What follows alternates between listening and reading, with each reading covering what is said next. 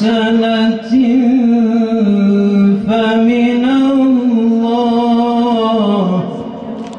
Batı medeniyeti için tek dişi kalmış canavar olarak nitelendiriyordu. İşte bugün yaşadığımız dünyada özellikle İslam beldeleri ve Orta Doğu coğrafyası bu tek dişi kalmış medeniyetin çocukları olan insanlar tarafından tarumar edilmek için bir kısım ülkeler tarumar edildi ve diğer ülkeler için de farklı bahaneler bulunarak bu tarumar çalışmaları devam etmektedir. Nemrut, Firavun, Ebu Cehil'in ifsatlarına karşı yine Habil, Hz. İbrahim, Hz. Musa ve Hz. Muhammed sallallahu aleyhi ve sellemin ıslah çalışmaları ve çatışmaları içinde devam ede gelmiştir. Ayatul kitabil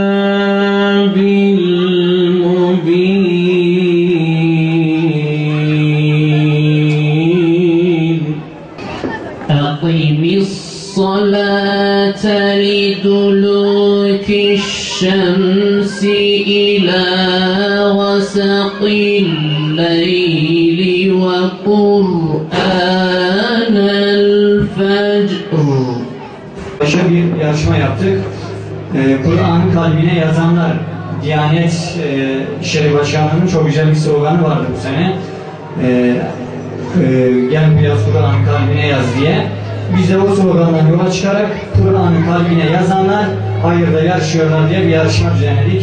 أخيصت تفيد جيوش الظلام ويشرق في الكون فجر جديد فأسرع بنوكاء إشراقها ترى الفجر يرومهم من بعيد ترى الفجر يرومهم من بعيد أخي قد صارت من يديك الدماء أبد أن تشلى بذرها الإماء سترفع قربانها للسماء مخطبة بمثال الوجود Masum melekleri kesilenler, çığlıkları arşa yükselenler, şu ocakları söndürülenler, ölmeden mezarı eşilenler.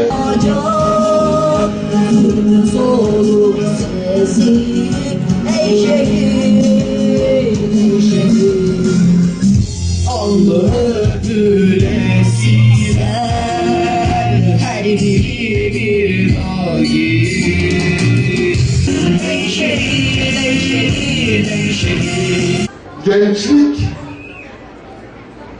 bir cemiyeti bir temele, bir binaya benzetecek olursak, eğer o bina, o temel yapı itibariyle temeli sağlam olmazsa o çürür, yıkılır ve enkaz haline gelir. Ama onun taşları, onun yapıları, kullanılan malzeme sağlam ise o bina sağlam ayakta dimdik durur. Yürük kardeşimiz gel. Tamam. Tebrik ediyoruz kardeşim. Hediyeni alıp gidebilirsin. Evet. Fatma Yürük kardeşimize de Van Şube Başkanımız Sayın Nazım Yakup Bey hediyelerini takdim ediyorlar. Fatma Yürük'ü de tebrik ediyoruz. Evet, Fırat Taş'tan kardeşimiz. Buradan Fırat Taş'tan